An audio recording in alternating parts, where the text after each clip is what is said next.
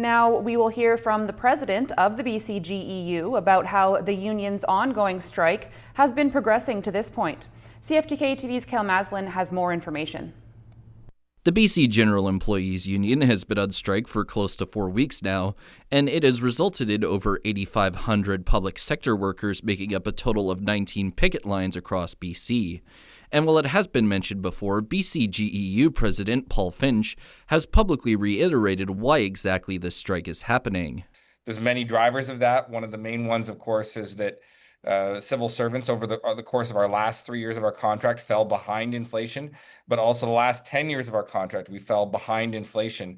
But worse than that, and I think this is a better measure than inflation, the average wage in BC has been going up much higher than inflation. And so over that 10-year period, we lost over 12% to the average wage in BC. And so today in British Columbia, civil servants make 2.7% less than the average wage of British Columbians as a whole. While no part of the province could avoid these strikes' effects forever, Finch also went on to specify how northwestern BC was being affected by the strike. Right now in the Northwest, we have people on strike predominantly who are in an environment and finance and resource ministry approvals operations. That's kind of the bulk of the people that are on strike right now.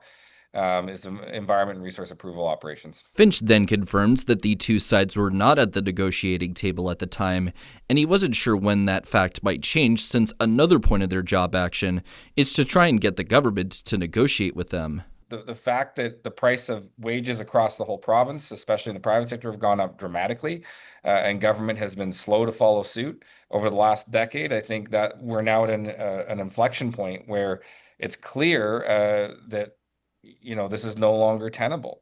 And that's why we're on strike for fair wages. Finch last stated that the BCGEU doesn't think a new deal would have a major impact on BC's deficit budget, and that they strongly believe the government has the room to reach a fair deal with them.